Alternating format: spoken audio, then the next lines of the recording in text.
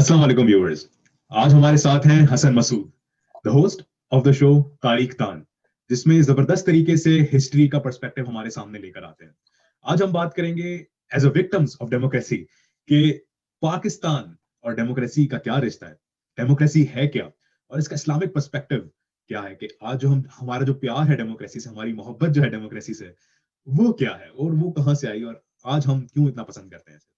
तो sir, thank you so much, आप second time आए मेरे शो पे। जज़ाकल्लाह, थैंक यू वेरी मच। अस्सलाम वालेकुम।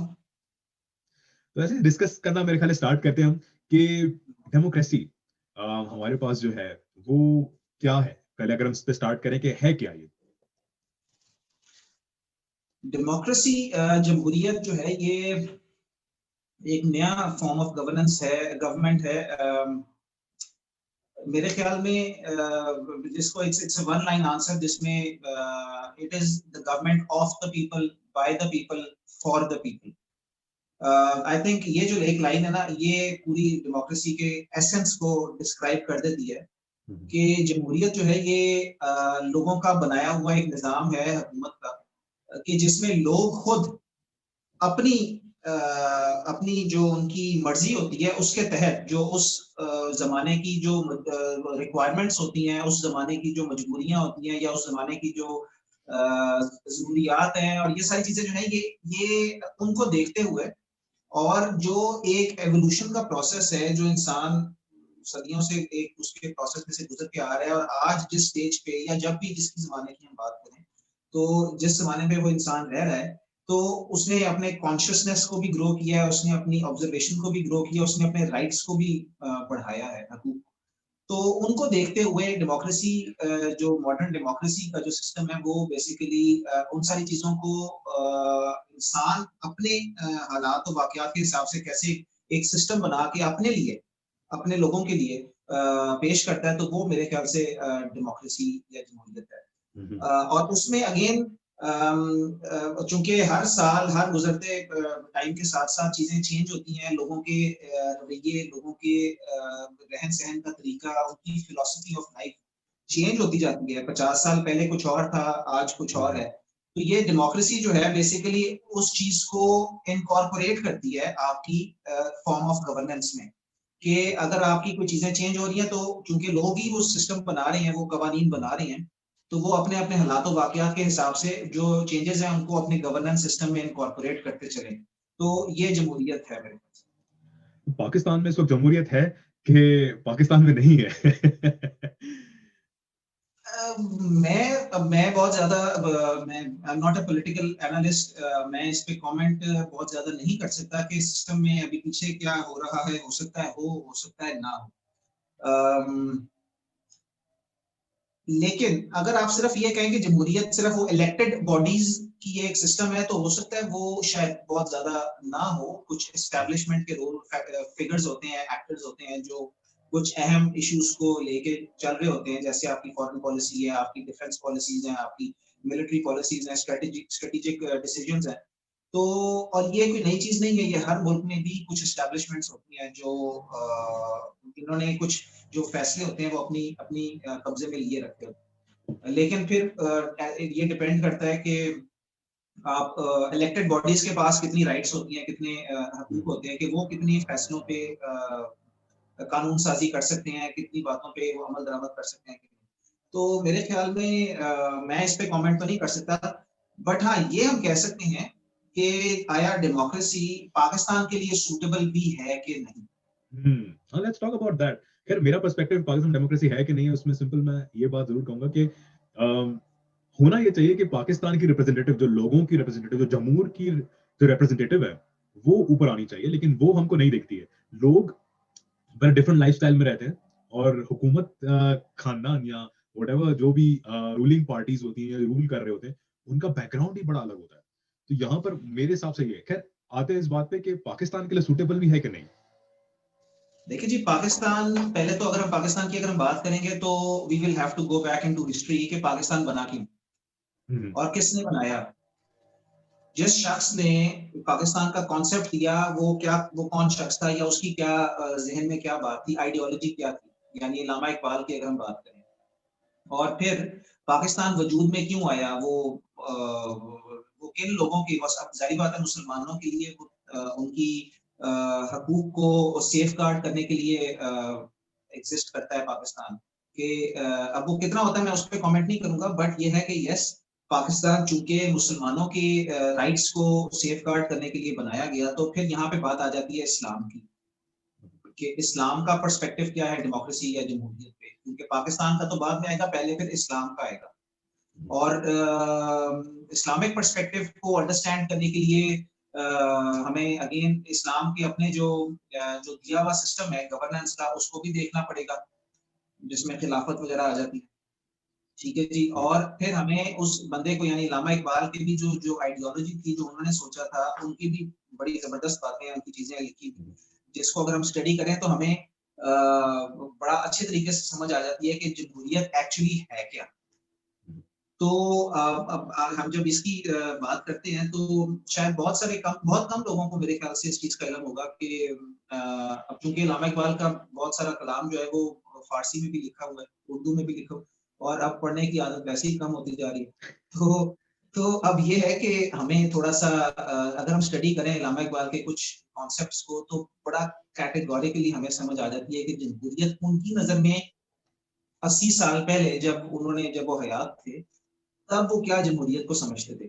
हम आज जो समझते हैं, चले वो तो बात की बात है, उस टाइम पे अभी पाकिस्तान बनने से भी पहले वो क्या समझते थे कि जमहूरियत आया मुसलमानों के लिए कोई कॉन्सेप्ट ठीक है भी या नहीं। तो उनकी एक मेरे रिसर्च जब थोड़ी सी की इस टॉपिक पे, तो थोड़ी वो मैंने स्टडी की, उनकी अरमगान हिजाज उनकी एक कलेक्शन है, यानी गिफ्ट फ्रॉम हिजाज। वो उन्होंने अपने फौत होने से, ही डाइड इन 1938, तो फौत होने से 2-3 साल पहले उनका बड़ा इरादा था हज करने का, लेकिन वो अलालत की वजह से बीमार थे तो वो जा नहीं सके। तो उन्होंने इधर ही से लिखना शुरू कर दिया था, उसकी कुछ नज़में वगैरह लिखनी शुरू कर दी थी। तो उसमें एक नज़म है इब्लीस की मजलिस शूरा। इब्लीस की मजलिस शूरा, वाह। इब्लीस की मजलिस शूरा। अब ये जो है मजलिस शूरा से भी आपको थोड़ा सा you know you getting close to democracy. तो इब्लीस की कैबिनेट, ठीक है जी। सो इसमें बेसिकली अल्लामा इकबाल बड़े मजे के कुछ कॉन्सेप्ट्स डिस्कस करते हैं, जिसको अगर हम पढ़ लेना तो हमें बहुत सारे जो आजकल दुनिया के जो कॉन्सेप्ट्स है ना, उनकी कुछ समझ आ जाती है। और मैं कहता हूँ आफरीन है वैसे अल्लामा इकबाल पे कि वो उस टाइम पे, जब अभी आज तो फिर बहुत सारी चीजें वाजिया हो गई हैं, हमारे सामने नजर आ गई हैं, जैसे कोल्ड वॉर के बाद जिस तरह रूस को शिकस्त हुई, so that was like almost 30 years ago. जिस तरह अमेरिका से, और वो कहते हैं कि ये कम्युनिज्म का फॉल है एंड ऑल दैट, तो ये अल्लामा इकबाल ने कैसे पहले से प्रिडिक्ट कर दिया हुआ था। और उसकी जो सिस्टम है गवर्नेंस का, उसको पहले से बता दिया था कि ये भी, इसमें भी चीजें जो ये कोई है, ये कोई बहुत अच्छी नहीं है। तो मैं उसको उनको पढ़ा था, तो ये मेरे पास कुछ प्रिंटेड उनकी कुछ ये नज़म पड़ी हुई है। इसमें बेसिकली कॉन्सेप्ट ये है कि इब्लीस बैठा है और उसके 5 मुशीर हैं, एडवाइजर्स हैं, और वो आपस में डिस्कस कर रहे हैं कि दुनिया के हालात और वाकयात, और वो कह रहे हैं कि हमें क्या चैलेंजेस हैं, क्या थ्रेट्स हैं, आजकल जो अपना काम करने की कोशिश कर रहे हैं उसमें कौन कौन सी मुश्किलात आ रही हैं, और फिर एंड पे इब्लीस उस पर क्या तबसरा करता है। तो बड़ी मजे की चीजें हैं, और ये तो कह रही डिजर्व्स अ प्रॉपर रीडिंग, ये तो घंटे डेढ़ का अलग डिस्कशन बनती है, बट उसमें अगर आप कोई शेर कुछ, अगर पढ़ दें, हाँ जी, आप कोई अगर एक शेर पढ़ दें और उसके बारे में बताएं। हाँ, बेसिकली शुरू तो उन्होंने बहुत पहले से किया है कि जब हजरत आदम अलैहिस्सलाम का वजूद हुआ, और वहां से उन्होंने शुरू किया। और इसमें बेसिकली वो जैसे कहते हैं, ये अनासिर का पुराना खेल, ये दुनिया दूं, साकिनान अर्श आजम की तमन्नाओं का खून। यानी कि जब अंसर यानी कि elements, fire, earth, air and water, ये जो एलिमेंट्स हैं, इनका एक पुराना खेल है। ये अनासिर का पुराना खेल, यानी पुराना जब से दुनिया बनी है, तो ये एलिमेंट्स का पुराना खेल है। ये इट्स अ स्टेज, वो कहते हैं ना, all the world's a stage, तो वो वाला उस पे थोड़ा। और वो कहते हैं कि ये, अगर मैं थोड़ा सा आगे चलूं, रेलेवेंट क्वेश्चन पे आऊं, तो अब वो इब्लीस कह रहा है अपने मुशीरों को कि मैंने दिखलाया फरंगी को मलूकियत का ख्वाब, मैंने तोड़ा मस्जिद और दीर और कलीसा का फसूं, यानी कि मैंने फरंगियों को यानी यूरोपियंस को मैंने मलूकियत क्या है, बादशाहत, मैंने उसका ख्वाब दिखाया, तब की बात है, आज की बात नहीं है, और मैंने तोड़ा ये रिलीजन, जो रिलीजियस माइंडेड लोग हैं, यानी कि रिलीजन का जो एक ग्रिप थी लोगों के, जैसे चर्च का, मॉस्क का और टेंपल का, उनका मैंने जो उनकी जो ग्रिप थी ना लोगों के कल्चर के जमाने में, वो मैंने तोड़ी अपने डिफरेंट अपनी जो कारस्तानी है उसके थ्रू। कहता है कि कौन कर सकता है उसकी आतिश सोजा को सर्द, जिसके हंगामों में हो इबलीस का सोजे दमू। अब ये कुछ मुश्किल मुश्किल लफ्ज हैं, मैं साथ साथ उसकी ट्रांसलेशन करते जाऊंगा। कह सकता है कि वो उस आग को कौन ठंडा कर सकता है जिसकी रगों में, जिसकी सिस्टम में, जिसकी पॉलिसीज में इबलीस का जुनून हो, यानी इबलीस की अपना जो उसका जो अंदर की जो हरारत है ना, वो जिस सिस्टम में गर्दिश करती हो, तो उसको सिस्टम को कौन ठंडा कर सकता है। ठीक है, वो कहता है कि जिस, ये मैं बाद में सारा लिंक करूंगा डेमोक्रेसी के साथ, थोड़ा सा मुझे सुन लीजिए। वो कहता है कि जिसकी शाखें हों हमारी आबियारी से बुलंद, जिसकी शाखें ब्रांचेस हों हमारी आबियारी, पानी जो हम देते हैं, जिसकी यानी कि जो दरख्त जो हमारे दिए हुए पानी से बुलंद होता है, कौन कर सकता है इस नखले कोहन को सर निगू, यानी कि वो दरख्त जो पुराना दरख्त है, अब तो बड़ा पुराना हो गया है, वो हमारे ही दिए हुए पानी से अब बुलंद हुआ है, तो उसकी शाखें अब इतनी आगे तक फैल गई हैं कि उसको कोई गिरा नहीं सकता उस दरख्त। यानी कि जो हमारा दिया हुआ सिस्टम है, हमारे जो वो जो एक हमने जिसको बड़ी कोशिशों से उसको फैलाया है, उसको अब कोई गिरा नहीं सकता, उसको कोई सरनिगू नहीं कर सकता। अच्छा, आगे फिर पहला मुशीर उसका कहता है कि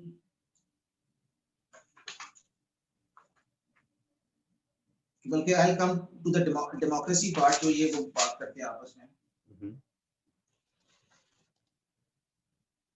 जो सबसे रेलेवेंट शेर है ना, मैं उस पे आता हूँ। उसको कहता है कि हमने खुद शाही को पहनाया है जमहूरी लिबास, हमने खुद शाही बादशाही को पहनाया है जमहूरी लिबास, जब जरा आदम हुआ खुद शनासो खुद नगर।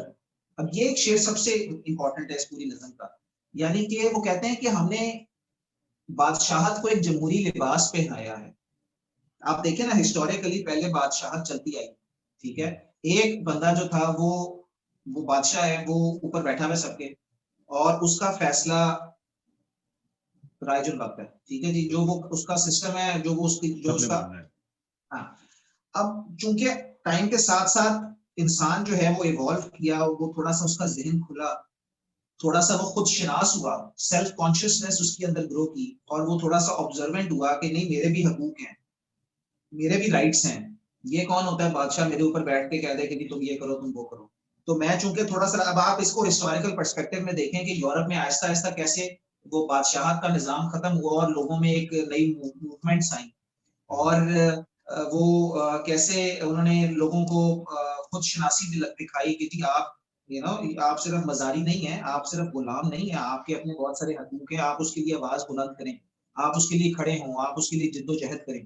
तो इंसान जब थोड़ा सा इस एक एवोल्यूशन से गुजरा है, तो फिर उसका जहन चेंज हुआ है। तो इब्लीस का मुशीर कहता है कि हमने खुद शाही को पहनाया है जमहूरी लिबास, यानी फिर अब वो टाइम आ गया कि बादशाह को हमने उसके कपड़े चेंज किए और उसको एक जमहूरियत का लिबास पहनाया, कि ताकि वो जरा लोगों के हिसाब से ठीक लगना शुरू हो जाए। अंदर से वही है, अंदर से वही है, अंदर से सिस्टम चेंज नहीं हुआ, ऊपर से उसका एक लबादा जो है ना वो एक चेंज हो गया, यानी डेमोक्रेटिक लबादा आ गया, अंदर से जो उसका क्रक्स है ना वो वही है, तो वही रहा है।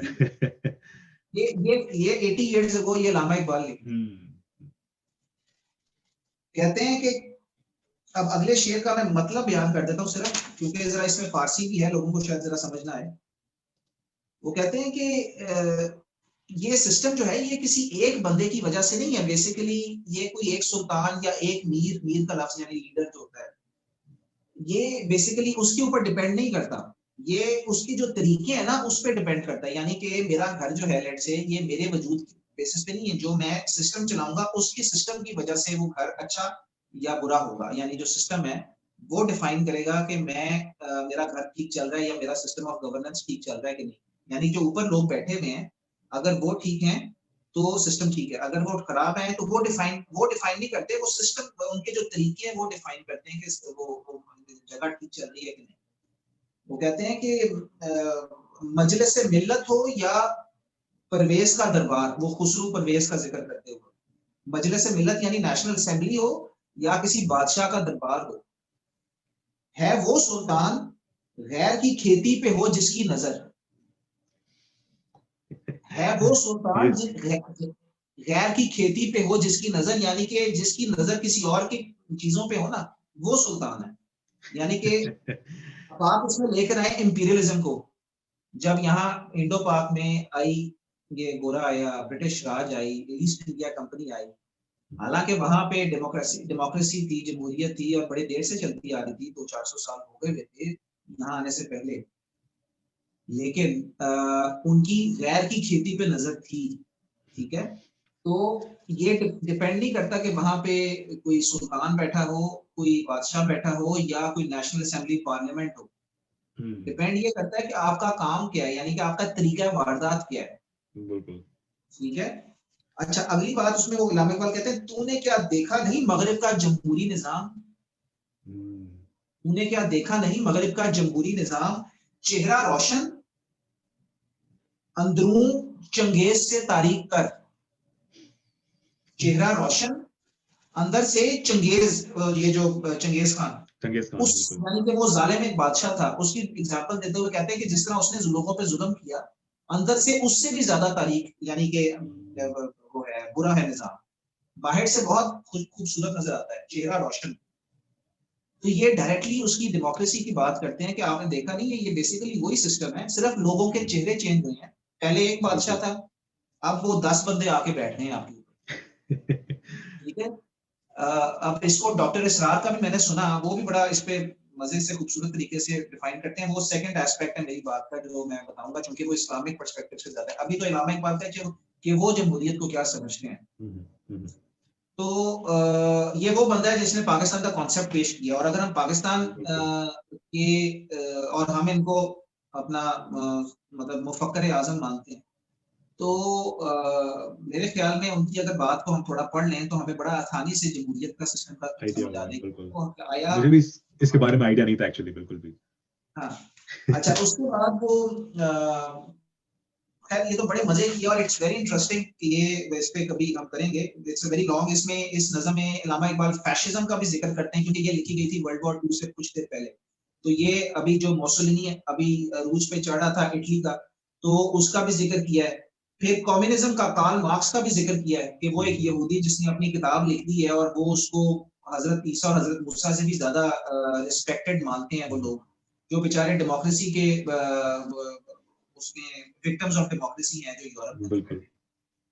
तो it's a very interesting one. अच्छा, दूसरी एस्पेक्ट एक मैं यहाँ पे चूंकि मैंने जिक्र किया डॉक्टर इसरार का, तो ये आती है बात बेसिकली इस्लामिक पर्सपेक्टिव में कि डेमोक्रेसी चूंकि government of the system by the system, sorry, government of the people by the people and for the people है, तो यहाँ पे इस्लाम का या अल्लाह के कानून का या कुरान का क्या फिर कहाँ जिक्र हुआ? ठीक है ना, क्योंकि अगर आप देखें हमें तो अल्लाह ताला ने ऑलरेडी एक आइन दिया हुआ है, ठीक है, हमें तो ऑलरेडी एक दिया हुआ है कि ये आपका कोड ऑफ लाइफ है, एक पैरामीटर दिया हुआ है, कुछ चीजें बताई गई हैं कि ये आप कर सकते हैं, ये नहीं कर सकते, बड़ी क्लियर है, ठीक है। और कुछ हमें इंडिपेंडेंस दी हुई है, एक सर्कल के अंदर एक इंडिपेंडेंस हमें दी हुई है कि ये आपके पास आजाद हैं, ये आप आजाद हैं ये इन फैसलों में, ठीक है, चाहे वो बादशाहत हो चाहे वो जमहूरियत हो। अगेन इस्लाम में इस पे ममानियत नहीं है कि हमें जमहूरियत नहीं है हमारे लिए सूटेबल। जमहूरियत अगर इस्लामिक जमहूरियत हो, अगर आप उसको उस तरह से बना लें तो वो भी एप्लीकेबल है। अगर बादशाहत की तरफ आते हैं तो वो भी एप्लीकेबल है इस्लाम में, अगर वो पैरामीटर्स के अंदर रह रही है। तो इस्लाम मेरे ख्याल में it is very open for the government systems, क्योंकि अगर आप देखें पहले क्या था, पहले जमहूरियत तो नहीं थी, जमहूरियत नहीं थी, बट हजरत उमर कैसे करते थे, उनके एडवाइजर्स थे, मशवरा देते थे, हजरत अली कितना मशवरा देते थे हजरत उमर को, वो सुनते भी थे, फैसला आखिरकार खलीफा का अपना था, लेकिन वो फैसला लेते थे। हजरत अबू बकर कितना हजरत उमर से मशवरा करते थे, और शुरू में तो मशावरत चलती थी, बहरहाल खलीफे फैसला खलीफा का होता था। तो इस्लाम में वो तो इन अ वे है तो वो भी कुछ हद तक जमहूरियत था कि आप लोगों से मशवरा करते हैं, जो आप समझते हैं कि जो ये बिल्कुल। कैपेबल जो आपके एडवाइजर्स हैं। तो बात तो जमहूरियत आ गई। अब बादशाहत के मुकाबले में अगर देखा जाए तो बादशाह इस्लाम में ऑटोक्रेसी या जो फैशिज्म में जिस तरह होता है कि एक बंदा है उसका फैसला है। He dictates what is right and what is wrong. यानी a man dictates. अब he is बिल्कुल independent. वो जो फैसला कर ले वो कर ले। बिल्कुल तो बिल्कुल वो किसी से उस पे कोई वो नहीं है, उस पे कोई वो बाउंड नहीं है वो कि वो मैंने इनसे मशवरा करना है, मैंने कोई लॉ पास करना है, मैंने ये वोट्स लेने ये करना है वो करना है। तो इस्लाम में मेरे ख्याल में बड़ी वो है फ्लेक्सिबिलिटी है कि आपने जो मर्जी सिस्टम करना है as long as you living in the bound of the system आप but there is a reason कि फ्लेक्सिबिलिटी क्यों है। मुझे ऐसा लगता है कि जो रीजन है, अगेन मेरे पर्सपेक्टिव के हिसाब से, वो ये है कि क्योंकि कोई एक सिस्टम हर तरह के लोगों पे अप्लाई करना, एक जनरलाइज सिस्टम बना के हर तरह के लोगों पे अप्लाई करना, वो शायद सही नहीं होता। मतलब अगर एक सिस्टम वो पाकिस्तान में सही चल रहा है, हो सकता है वो कनाडा में सही ना चले या जर्मनी में सही ना चले, वहां पे प्रॉब्लम्स क्रिएट होना शुरू हो। नहीं नहीं यार, ये सिस्टम तो वहां चल रहा था, तो हम एग्जैक्टली उसको उठा के यहाँ पे कॉपी पेस्ट करते हैं। तो there needs to be a flexibility. इस्लाम में अगर कोई चीज है तो उसका उसके पीछे एक रीजन है कि वो रीजन ये है कि यार, क्योंकि आप एक सिस्टम, पूरी इंसानियत जो है वो उनके रहने खाने पीने सब चीजों के तरीके अलग अलग होते हैं। आप अफ्रीका चले जाएं, यूरोप चले जाएं, कल्चर्स अलग हैं, वैल्यूज अलग हैं, डिफरेंट है। तो उन सारी वैल्यूज को मद्देनजर रखते हुए अगर हम कोई गवर्नेंस का सिस्टम लाते हैं तो इट वुड बी डिफरेंट। वो एक हो ही नहीं सकता।